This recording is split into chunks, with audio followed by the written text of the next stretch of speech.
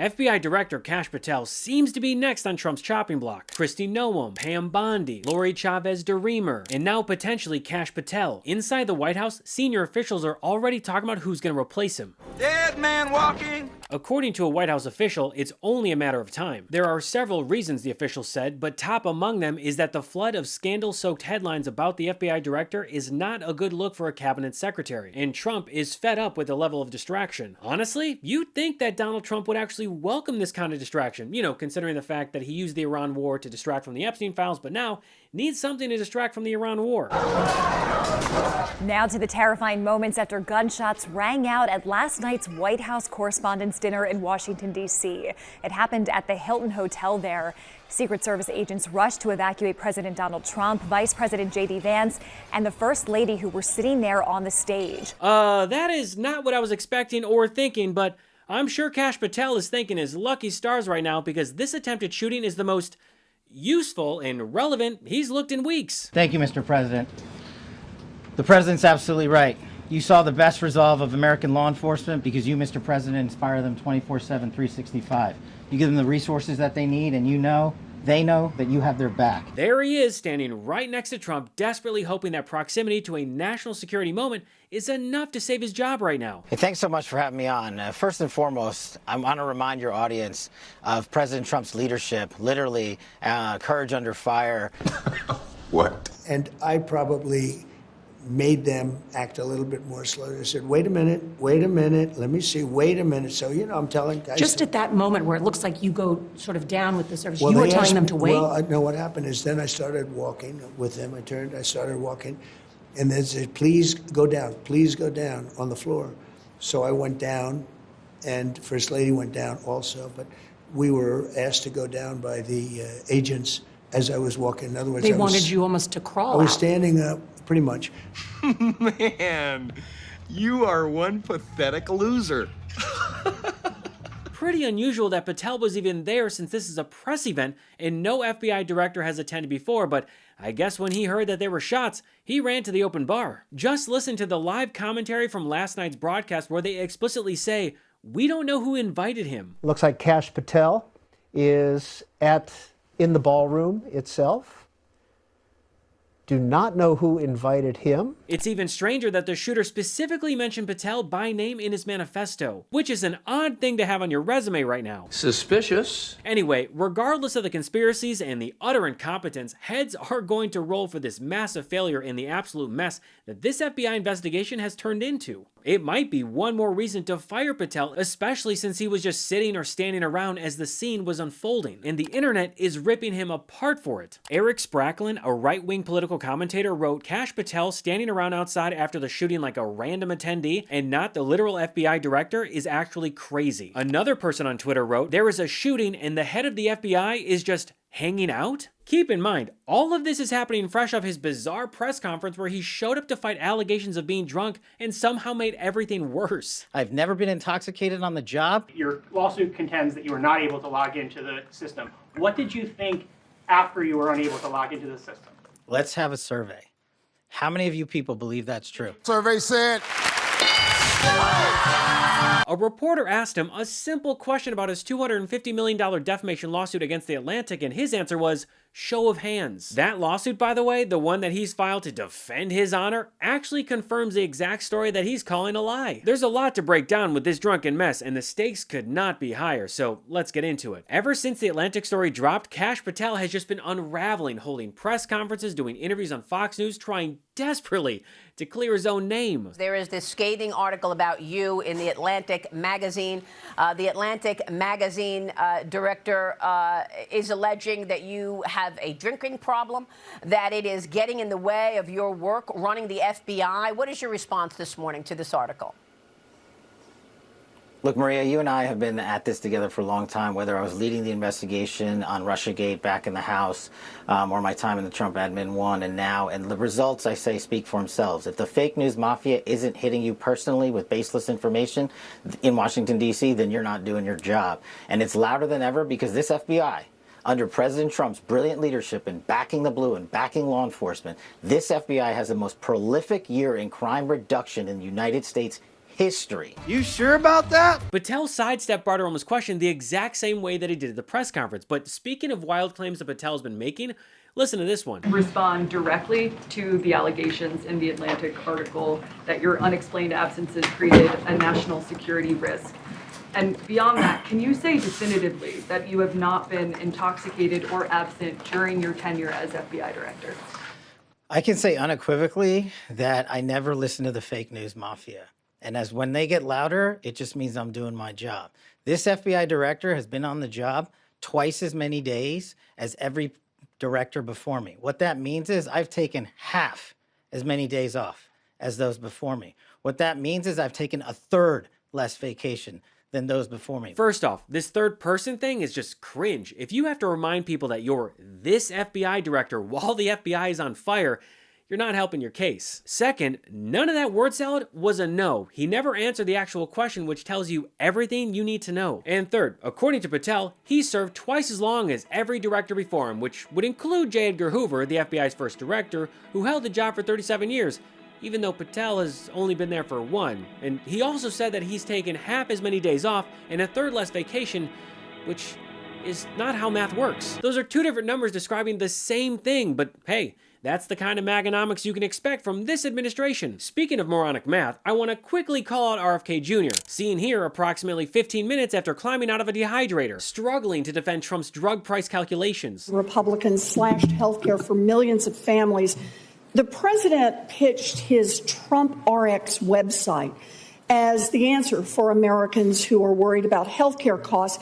He claims that Trump RX has reduced prices by as much as 600%, which I think means companies should be paying you to take their drugs. I would say this, Senator. Do you know what it costs? President Trump has a different way of calculating. If there's two ways of calculating percentage. If you have a $600 drug and you reduce it to 10, that's a 600% reduction. This is the guy overseeing American public health infrastructure. This same guy who's cutting off a raccoon's penis and keeping it to inspect later. This lunatic is out here insisting there's a different way of calculating a percentage, which is mathematically impossible. And honestly, at this point, numerical literacy is not even a job requirement for this administration. And look, while he may not be as drunk as Patel on the job, he is busy drinking raw milk and hot tubs with Kid Rock like it's some sort of government-approved wellness plan. 10 years ago, a sentence like that would sound like an SNL sketch. Now, it's just a Tuesday in the Trump administration. And since the Atlantic report dropped, even more people have come forward with witness accounts. Just because Patel and the rest of Trump's regime don't like facts, doesn't make them less true. This is also not even Patel's first swing at this. A federal judge in Texas just threw out one of his other defamation lawsuits, the one where he sued former FBI official Frank Figliuzzi for saying Patel has been seen in nightclubs more than on the 7th floor of the FBI headquarters. Reportedly, he's been visible at nightclubs far more than he has been on the 7th floor of the Hoover building, and there are reports that daily briefings to him have been changed from every day to maybe twice weekly. So this is both a blessing and a curse, because if he's really trying to run things without his experience, without any experience level, things could be bad. If he's not plugged in, things could be bad, but he's allowing agents to run things. So we don't know where this is going, but the one word that keeps coming back at me from inside that building is chaos. People don't know what's happening from day to day. I'm not surprised. The judge called that rhetorical hyperbole and said no reasonable person would take it as a literal statement of fact. In other words, the legal system has already ruled that talking about how much Patel parties is protected speech. Also, Patel was spending time in places called Ned's Club in DC and the Poodle Room in Las Vegas, which honestly sound pretty boring when it comes... What's that? I like to party. I do what I want, when I want, where I want, no. I like to party. Yeah, so maybe Patel actually was spending more time at the club than the office. So now Patel's trying to intimidate The Atlantic and the author Sarah Fitzpatrick into silence. And this time, the self-own is even bigger. This whole thing gets so much worse before it gets better. And it never gets better for a guy that is probably most definitely drunk now. I'm drunk right now. In a newly discovered letter from 2005, Patel admitted that he had been arrested twice in alcohol-related incidents, once for public intoxication and once for public urination after leaving a bar. The humiliation just keeps coming because when it rains, it pisses. It pours, not pisses. And let's not forget, J. Edgar Boozer over here flew to Italy to watch the Olympics on a taxpayer-funded jet so he could party and get drunk with the U.S. men's hockey team.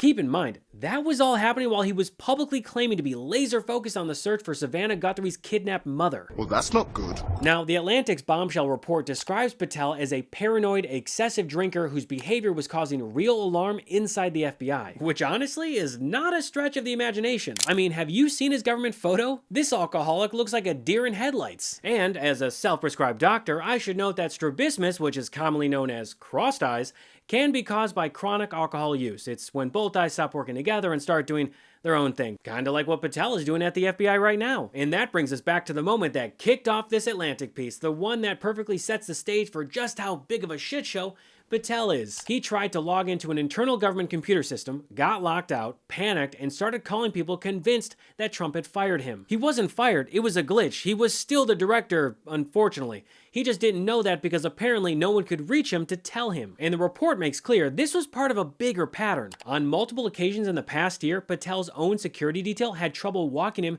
because he appeared intoxicated. That's how drunk he was. At one point, they even requested breaching equipment, the same gear that SWAT uses because he was physically unreachable behind locked doors. Which raises a valid question. If the director of the FBI is unreachable, locked behind a door, and his own security detail cannot get to him, what exactly is he doing in there? And again, since I'm a doctor after all, I have some theories, but we can get into those in a later appointment. I've never been intoxicated on the job. Sure, Jan. The funniest part about this drunken legal mess is that the very lawsuit that Patel is using to scream fake news is already blowing up in his face on the most basic detail. In his $250 million complaint, Patel's own lawyers write that Director Patel had a routine technical problem logging into a government system, which was quickly fixed. This is the exact incident the Atlantic described. He tried to log in, got locked out, and spiraled. Patel now says that it never happened, but his lawsuit says that it did, so the only thing he's really fighting over is whether he freaked out about it. Patel's alcoholism is so bad that FBI officials and others in the administration have questioned whether it played a role in the times he shared inaccurate information about active law enforcement investigations, including following the murder of Charlie Kirk. To my friend Charlie Kirk. Rest now, brother. We have the watch. And I'll see you in Valhalla. Patel is a dangerously unqualified cosplayer who did not, in fact, have the watch. I mean, instead of doing his job, he's busy posting cringy promo videos to his official FBI Twitter account.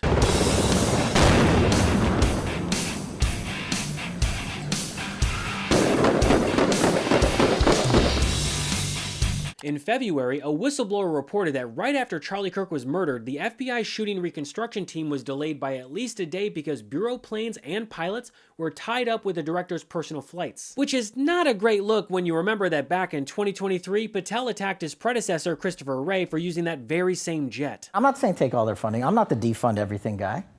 I'm just saying Chris Wray doesn't need a government-funded G5 jet to go to vacation. Maybe we ground that plane.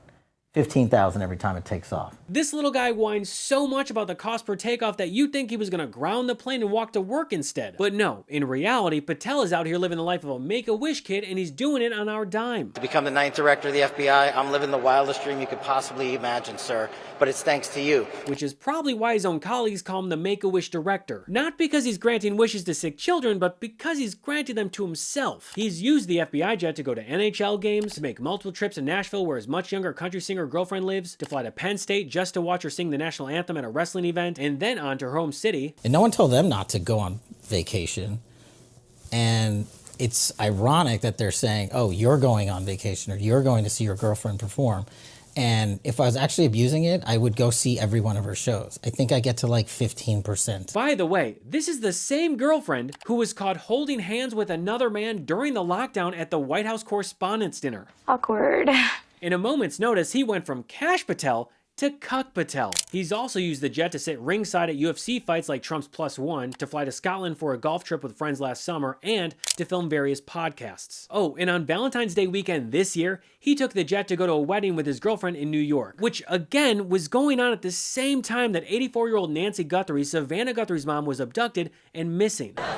Patel is so obsessed with the costume of power that he's literally holding up his own investigations, which seems to be an ongoing thing, for the Trump administration. Seriously, they are the bike fail meme in real life. So then during Kirk's murder investigation, Patel refused to get off a plane at the scene until someone got him the perfect FBI raid jacket in his size with the exact right patches on it. And when they couldn't, he grabbed a female agent's jacket so he could stomp around the crime scene in costume. And then he complained that it didn't have the proper patches and held things up again until SWAT handed over theirs. And based on everything we know about Patel's drinking, I'm starting to think that this wardrobe malfunction might not have been the only thing going on. This type of stuff has been happening for months. According to the whistleblower, the director's misplaced priorities and poor management of the FBI's resources, including its aircraft, also harmed the FBI's ability to respond to the shooting at Brown University on December 13th, 2025. The evidence response team had to drive through the night in a snowstorm to reach the campus by 9 a.m. the next morning because Patel was in South Florida with one of the FBI's 2 jets and had ordered the other held for a different team that wouldn't normally even go to that scene. Now, the person that Patel is trying to intimidate and crush with this lawsuit is having the time of her life. The author, Sarah Fitzpatrick, says that since she published the story, she has been inundated, truly inundated with news sources from the highest levels of government offering corroborating information and thanking her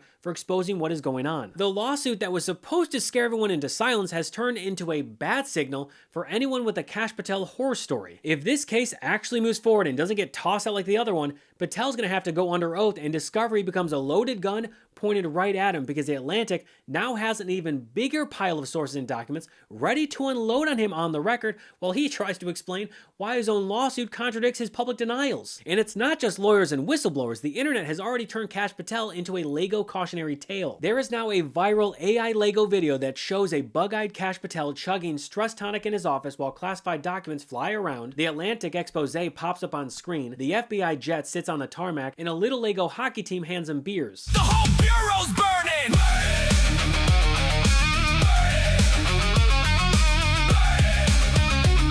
Cash is burning down the FBI! Crazy eyes! Crazy lies! We didn't start the fire!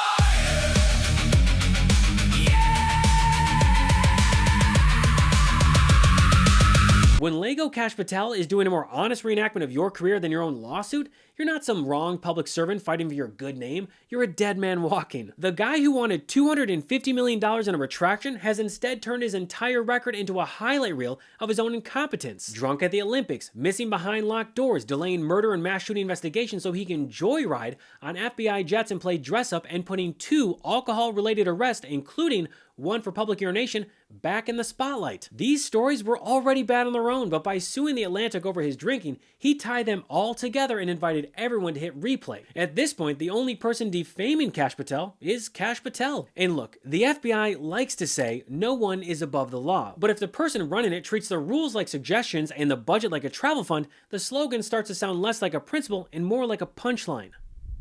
Thanks so much for watching What Was That? If you enjoyed this episode, make sure to check out my Substack at whatwasthat.show to get even more episodes and breakdowns. You can also support my show by subscribing for just $10 per month. And if you have other ideas for stories you'd like me to cover, make sure to contact me on any of these platforms at I am Gabe Sanchez. You can also find What Was That on Apple Podcasts, Spotify, or wherever you listen. I'm Gabe Sanchez, and I'll see you next time on What Was That?